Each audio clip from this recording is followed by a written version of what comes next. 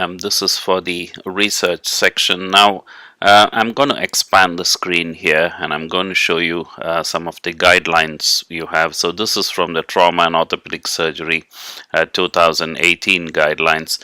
Now, there's a number of ways you can show evidence for research papers and grants. As you can see in the application form, this includes a section for research, one for publications, one for presentations.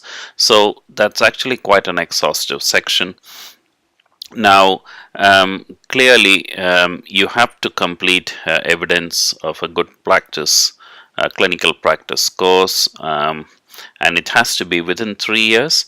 So don't get yourself caught out on that, as several people have. So if your GCP is out of date, it needs to be updated.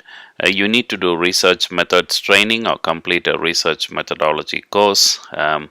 I did a course which was done abroad, but however, I think they prefer it if you do a UK-based course such as the Royal College of Surgeons, as I mentioned earlier, or Health Education England.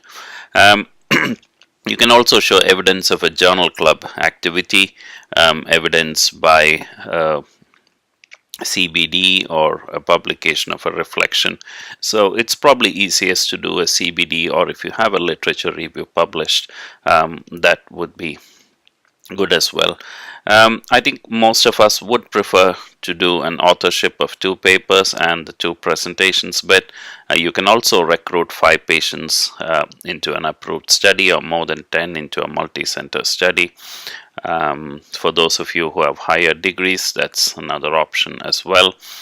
There are options for advanced research evidence too. Now, when you submit your research papers, make sure you have as much evidence as possible. I was a co-investigator in a randomized controlled trial, so I got a letter from my chief investigator.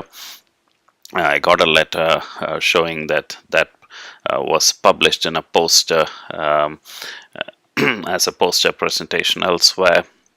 I got a copy of the patient data sheet, the patient confidentiality sheet, etc. In all this, make sure that any patient data or identifier details are omitted. If you have any emails or anything to support, that's quite useful as well.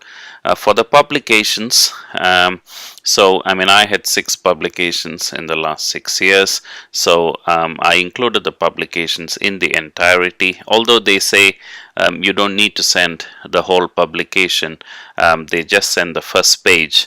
I believe it makes sense to send the whole publication. Some of the JCST reviewers might like to see or read through, particularly if they are in the same subspecialty as you are. Some of my publications were available online, so I just included the links, but they asked me to actually send the whole publication again, so I just printed the whole thing out and then sent it again.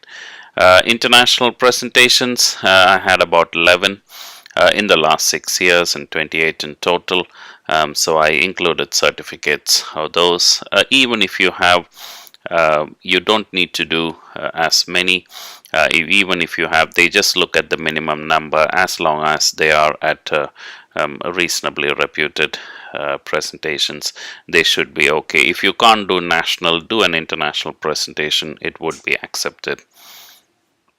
Then, yeah, next we go on to the CPD records section.